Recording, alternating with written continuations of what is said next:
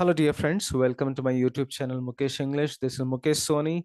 In this video, I have brought to you a famous message by Tagore, Rabindranath Tagore, that is titled as Tagore's Last Message, Crisis in Civilization.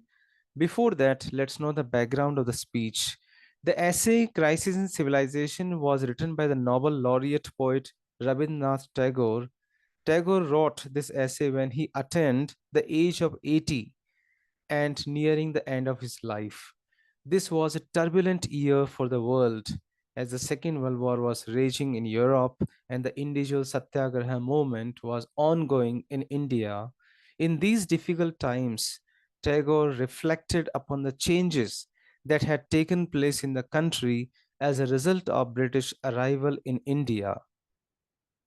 He wrote that while in the initial phases of colonial rule, the people believed that India will gain from the introduction of sciences, modern education, modern form of governance, such hopes were shattered soon. Tagore admonished the British for denying Indians access to modern machines and technology that would make them self-sufficient. He criticized them. According to Tagore, while Iran, Russia, Japan, and Turkey they marched ahead towards modernization and growth, India remained buried under the stupefying weight of British imperialism.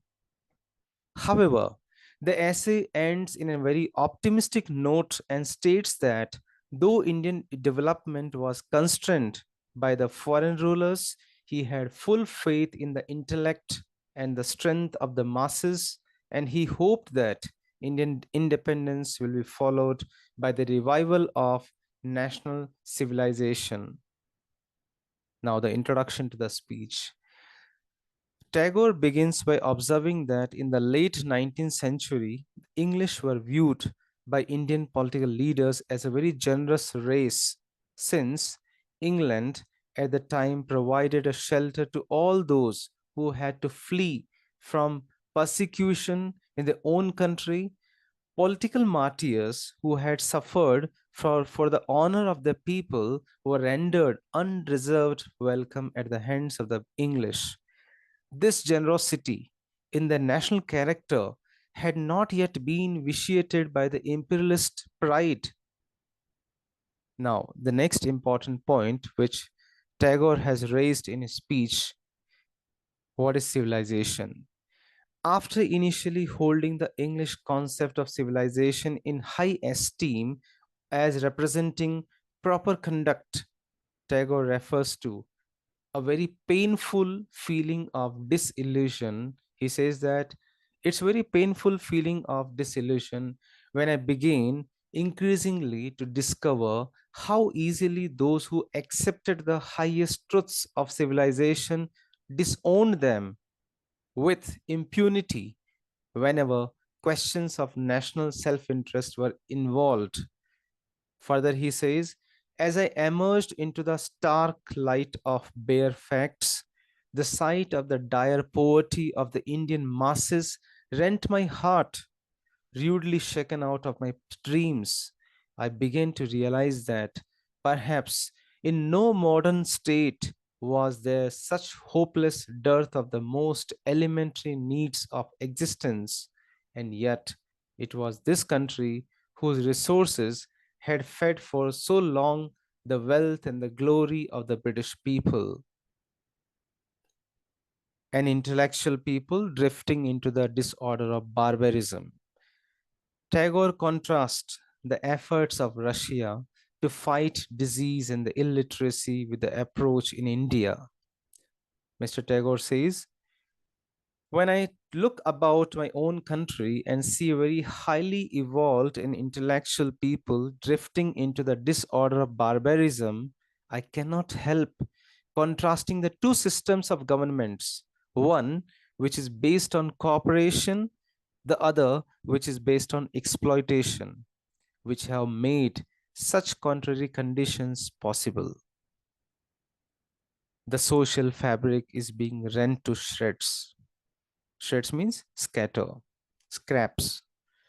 Tagore's reference to Iran and Afghanistan appear odd today as the countries which were marching ahead while India, oppressed under the dead weight of British administration, lay static in her utter helplessness.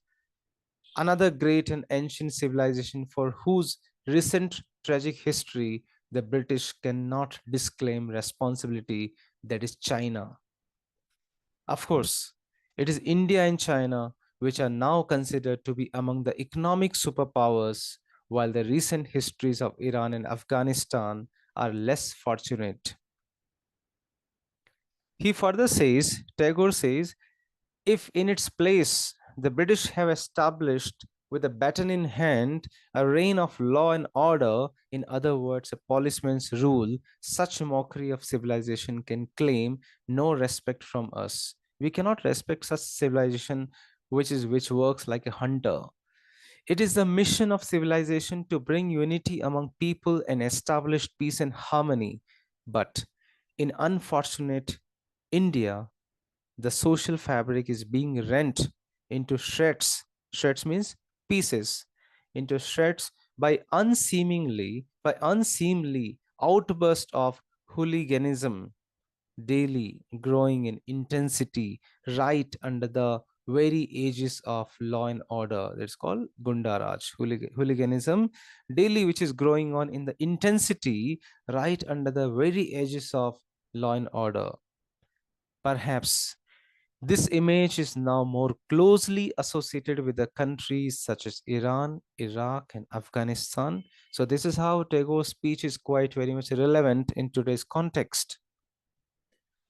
Next point. Perhaps the dawn will come from this horizon from the east. Optimism note. Tagore notes that he has been fortunate to meet really large-hearted Englishmen, particularly referring to C.F. Andrews, considering them to be friends of the whole human race. However, he is concerned about what kind of India would be left after the British granted it independence. Tagore says, when the stream of the centuries' administration run dry at last, what a waste of mud and filth they will leave behind them. Means they are not leaving any great things that we should follow.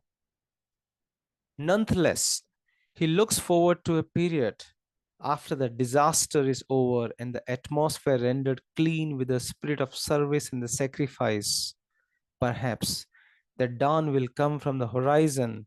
The dawn will come from this horizon. I'm sorry. Perhaps the dawn will come from this horizon from the east where the sun rises. So, this is the optimism note here where we feel that Tagore realized that, okay, some great change is going to happen because it is mentioned in the British Raj that sun never sets. So he says that perhaps the dawn will come from this horizon where the from the east where the sun rises. From references earlier in the speech, Tagore may have had Japan in his mind. However, the economic crisis appears to have affected Asia for less than it has Western countries. Now, Tagore closes his speech saying that today we witness the perils which attend on the insolence of might. One day shall be borne out the full truth of what the sages have proclaimed. By unrighteousness, man prospers, gains what appears desirable, conquers enemies, but perishes at the root. To conclude, we can say that Tagore's last essay in English titled Crisis in Civilization, that is also called as the last message. It was published just before his death in 1941. It's very significant. The essay expresses an unusual pessimism as Tagore had staunchly advocated the principles of harmony and understanding between the East and the West. Tagore's conclusion in Crisis and Civilization connects it to Samuel Huntington's explosive essay, The Clash of Civilization. If not for the sameness, sameness, Definitely to identify the differences that the world environment has had to negotiate since the death of Tagore. Now, from the examination point of view, I have tried to gather few important points from the speech which can help you to get best marks or to understand the speech in the great deal, in the great depth, in depth. First one, East-West encounter, India under colonial rule. Second, national identity forged through the colonial encounter. Third, the enhancement of English literature versus the rule reality of India. Fourth, industrialism, Tagore's attitude at the machine age. There's a spelling error. Tagore's attitude at the machine age. The communal problem. Sixth, China and Spain, the European liberalism questioned. Seventh, a world of turmoil. And the last one, disenchantment with the West. So this is how, dear students of Mysore University, I hope this video will definitely help you to understand the most difficult speech and the last speech and the last message by Tagore titled Crisis in Civilization. Thank you so much for watching. Wish you good luck for the examination. Dear friends, thank you so much for watching this video. You can reach me at mukeshenglish@gmail.com. Please do subscribe the channel, click on the like button for more videos on literature, workbook, pronunciation, grammar, communication skills, presentation skills, interview skills. Stay in tune with Mukesh English. Thank you once again.